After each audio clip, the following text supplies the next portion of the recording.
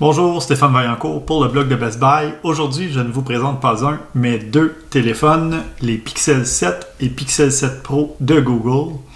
Depuis le tout premier Pixel, Google a fait des téléphones intuitifs, agréables à utiliser, mais surtout équipés d'un bon appareil photo. Donc, est-ce que c'est encore le cas ici? Je réponds à cette question dans quelques instants. Je vais vous parler surtout du Pixel 7 Pro, mais je vais faire évidemment, je vais décliner les différences avec le Pixel 7. À commencer par le boîtier, l'emballage qui est le même pour les deux. On trouve le téléphone avec un câble USB-C à USB-C, avec aussi un adaptateur pour USB régulier, USB-A. Et il n'y a pas de bloc de recharge, ce qui est un petit peu dommage, mais ça semble être la tendance. On met de moins en moins d'accessoires dans les boîtes pour les rendre plus compacts, plus écologiques, coûtent moins de transport, coûtent moins de production. Donc, c'est la tendance chez tous les grands fabricants.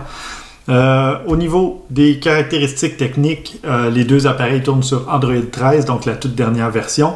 Et comme ce sont des appareils Pixel, ils seront les premiers à recevoir toutes les mises à niveau, que ce soit de sécurité ou de fonctionnalité, parce que c'est Android pur, il n'y a pas de surcouche logicielle comme dans d'autres marques.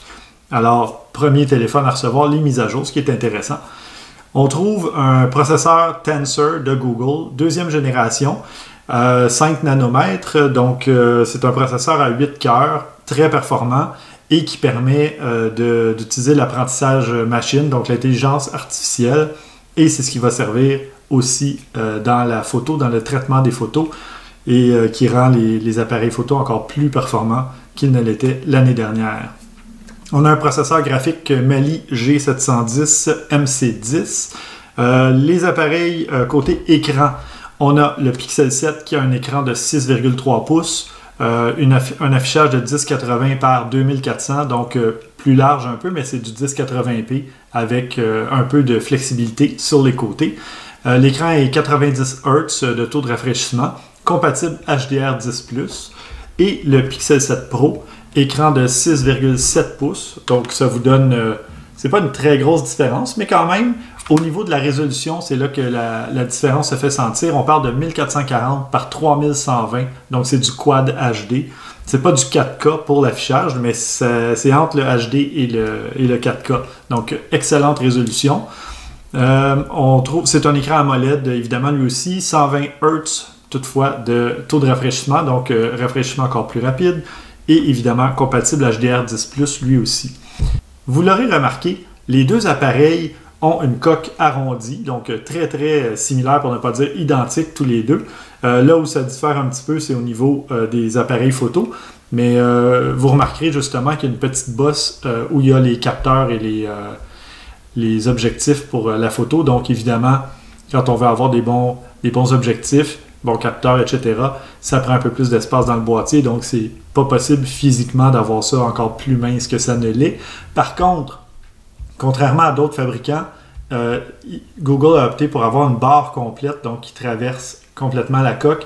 Et si vous utilisez votre téléphone sur la table, c'est plus stable et c'est plus agréable, plus confortable à utiliser. Alors que pour d'autres, comme la bosse est sur un côté seulement, eh bien, parfois le téléphone n'est pas tout à fait au niveau, si on veut. Mais de toute façon, je recommande toujours d'utiliser une coque protectrice, donc un étui protecteur, parce que au prix où ça coûte un téléphone, aussi bien protéger son investissement. Donc, pour poursuivre les caractéristiques techniques, on parle de 8 Go de mémoire vive et 128 Go de stockage dans le cas des deux modèles. Donc, il n'y a pas de différence à ce niveau-là. Il existe des modèles avec 256 ou 512 Go. Dans le cas du 512, je crois que ça monte à 12 Go de mémoire vive. Par contre, ils ne sont disponibles que sur le site de Google. Donc, si jamais il y a un problème et que vous devez retourner, c'est à voir comment ça fonctionne. Évidemment, c'est moins pratique que d'aller en magasin s'il y a un retour à faire. Donc, ensuite, il y a la compatibilité Wi-Fi 6E tri-bande, donc le plus récent, le plus performant, le plus fonctionnel. Il y a le NFC, donc paiement sans contact, ces trucs-là. Il y a le Bluetooth 5.2, la toute dernière version. UWP, donc Ultra Wideband aussi pour les transferts de données par faisceau à bande très large, donc très rapprochée. Il y a un lecteur d'empreintes intégré à l'écran, donc ça permet de déverrouiller le téléphone rapidement et facilement. Sinon, reconnaissance faciale aussi si vous voulez, ou un simple NIP, ou mot de passe pour entrer dans le téléphone. La prise, c'est une prise USB-C 3.2 qui permet évidemment la charge, mais j'ai déjà branché même un accessoire, un chargeur pour la montre Pixel Watch, dont je vous parlerai un peu plus tard, dans quelques jours plutôt. On peut brancher donc justement un petit chargeur pour un accessoire comme ça et ça fonctionne. J'ai chargé la montre de cette façon-là, mais on peut aussi charger par l'endos, donc déposer la montre sur le dos du téléphone et par induction, ça va permettre le chargement sans fil. Donc, parlant de charge et tout ça, on a une batterie de 5000 mAh dans le Pixel 7 Pro. Donc, très grande autonomie. C'est compatible avec la charge rapide 30 watts. Et on peut charger environ 50% en 30 minutes à peu près. Donc, très rapide si jamais vous avez oublié de charger votre téléphone pendant la nuit ou pendant la journée. Vous le mettez 30 minutes sur le chargeur et vous avez un 50% de charge. Du côté du Pixel 7 de base, c'est 4300 quelques milliampères, donc très bonne autonomie aussi. Comme l'écran est un peu plus petit, etc., donc c'est moins énergivore et ça donne à peu près la même autonomie.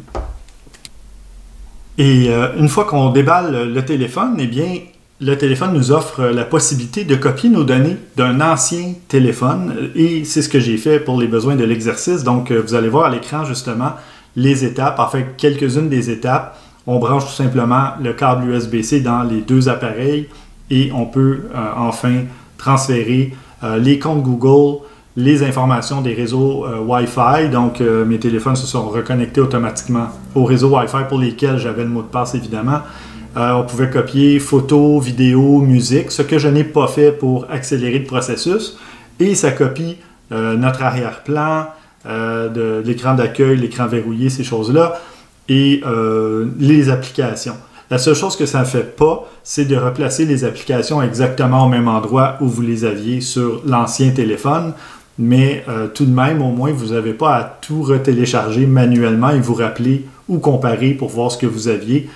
Toutes les applications vont se retrouver installées sur le téléphone. Il vous reste juste à les remettre comme vous voulez. Sinon, très bons appareils tous les deux. J'ai fait une bonne partie de mes tests avec le Pixel 7, tout simplement, parce que je voulais voir justement, je me suis dit, bon, c'est le plus petit modèle des deux. On va voir si on a affaire à un téléphone performant. Et bien évidemment, oui. Donc, les deux appareils sont équipés du même processeur. Ils sont équipés des mêmes capteurs photo ou à peu près. Il y en a 2 à l'arrière du côté du Pixel 7 et 3 à l'arrière du côté du Pixel 7 Pro. Donc, ce sont les mêmes que ceux du Pixel 6 au niveau caractéristiques physiques, techniques.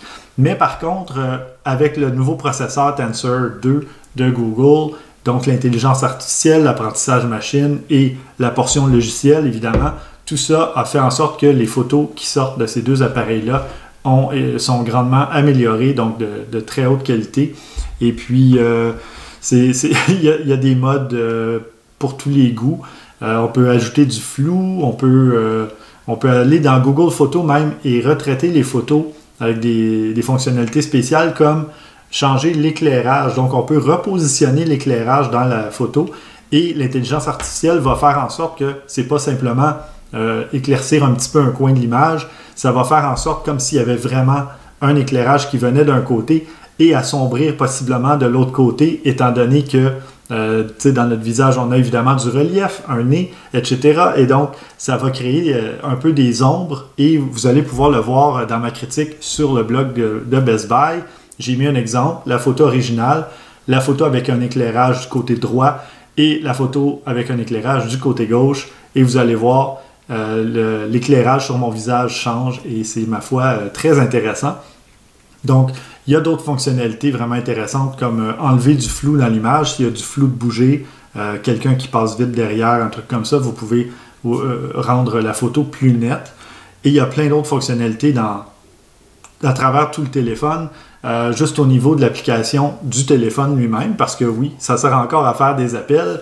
Vous allez pouvoir tout simplement dire répondre ou refuser, etc. Quand vous allez recevoir un appel, vous pouvez gérer évidemment les alarmes. Si une alarme sonne, vous pouvez dire arrêter.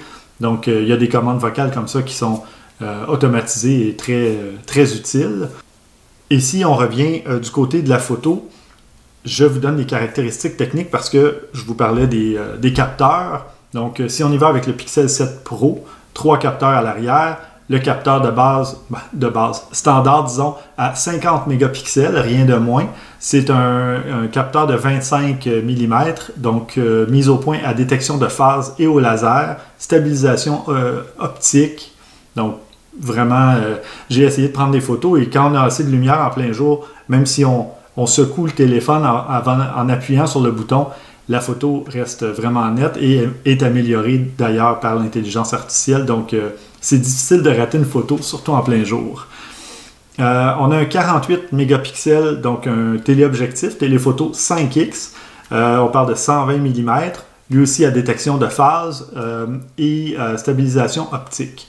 Et on a un troisième qui est un ultra grand angle de 12 mégapixels, 126 degrés comme angle, donc avec mise au point automatique.